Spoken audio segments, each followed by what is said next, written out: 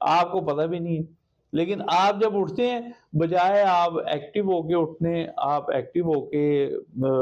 اٹھیں، آپ فریش ہوں، آپ کا موڈ ہیلدی ہو، آپ کا موڈ ہیپی ہو، نہیں، آپ بالکل تھکے تھکے سے اٹھنے کو دل نہیں کر رہا، کیونکہ لیور تھکا ہوا ہے، آپ کا برین تھکا ہوا ہے، آپ کا سٹمک تھکا ہوا ہے، وہ ساری رات کرتا رہا ہے، اس کے بعد ہضم کرنے کی کوشش کرتا رہا ہے اس کے بعد آپ اٹھے اور اٹھ کے جناب آپ نے پھر ناشتہ ٹھونس لیا۔ تو اب آپ جب اس طرح سے یہ اپنی باڈی کو ہر وقت کھانے میں رکھیں گے، آپ انٹرمیڈیٹ فاسٹنگ نہیں کریں گے، تو آپ کو یہ نقصانات تو پھر آئیں گے نا۔ بات وہاں سے شروع ہوئی تھی کہ جی پانی گلاس کے اندر وہ چینی اس میں ہم نے اس کو ڈیزولو کیا، تو وہ چپچپا سا پانی بن گیا۔ اسی طرح ہم جب اپنے کاربوہائیڈریٹس کھاتے ہیں، ہم پیور چینی کی بنی ہوئی چیزیں کھاتے ہیں، اب دن میں ظاہر ہے ساری کچھ نہ کچھ تو چیزیں چلتی رہتی ہیں نا، کچھ میٹھا بھی کھا لیا، کچھ نمکین بھی کھا لیا، کچھ کاربوہائیڈریٹس بھی کھا لے، تو کاربوہائیڈریٹس کے اندر بھی چینی ہی ہوتی ہے، شوگر ہی ہوتی ہے۔ چاول کھا لیے، آلو کھا لیے، اس طرح کی اور چیزیں کھا لی، فرائز کھا لیے، ٹھیک ہے، برگر کھا لیے، پروسیسڈ فوڈ کھا لیے، جنک فوڈ کھا لیا، تو اس میں آپ کو یہ چیزیں بڑا نقصان دیتی ہیں۔ وہ کیا کرتی ہیں آپ کی بلڈ کے اندر جا کے شوگر، ایک لمٹ تک تو ہماری باڈی کو جو شوگر چاہیے ہوتی ہے انرجی کے لیے، وہ تو ٹھیک ہے، وہ تو چاہیے، اتنی ہمیں لینی بھی چاہیے روزانہ کے لیے، لیکن جب ہم ایکسٹرا اس کو کرتے ہیں تو وہ ایکسٹرا شوگر اب جاتی کہاں ہے؟ اب آپ کہتے ہیں کہ جی ہم نے وہ جی فلاں گولی کھائی، یا اس کو انسولین لگائی، اور دیکھو جی ہماری شوگر کنٹرول ہوگی۔ اصل شوگر کیسے کنٹرول ہوگی؟ وہ تو بلڈ میں کنٹرول نظر آ رہی ہے نا آپ کو، شوگر باڈی میں سے نکلی تو نہیں ہے۔ اب وہ کیا کرے گی؟ وہ ایکسٹرا شوگر جو ہے وہ آپ کی بلڈ کے سیلز کے اندر جا کے اس کو ٹھونسنا شروع کر دے گی، اس کو بھر بھر کے اس کے اندر جمع کرے گی، آپ کو فیٹس زیادہ آنا شروع ہو جائیں گے،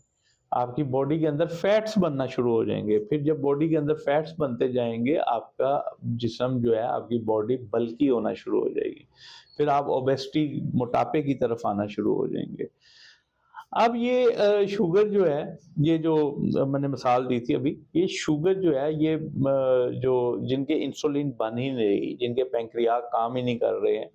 اور وہ انسولین آرٹیفیشل لے رہے ہیں، یا کوئی ٹیبلٹس کے اوپر لگے ہوئے ہیں، جس طرح بھی ان کو وہ مطلب کہ مناسب لگ رہا ہے، یا وہ ٹریٹمنٹ جو بھی کر رہے ہیں،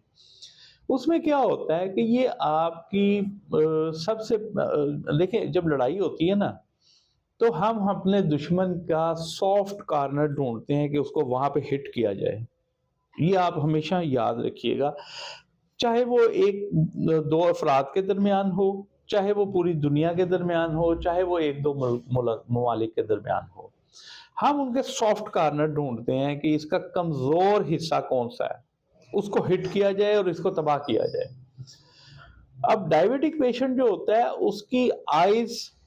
اس کی کڈنی، اس کا لیور، اس کا ہارٹ، یہ چار چیزیں بہت زیادہ سافٹ کارنر، لیکن سب سے نمبر 1 کے اوپر اس کی آئز آتی ہیں۔ آئز جو ہوتی ہیں یہ بہت ایزی سافٹ کارنر ہے، اپروچیبل ہے،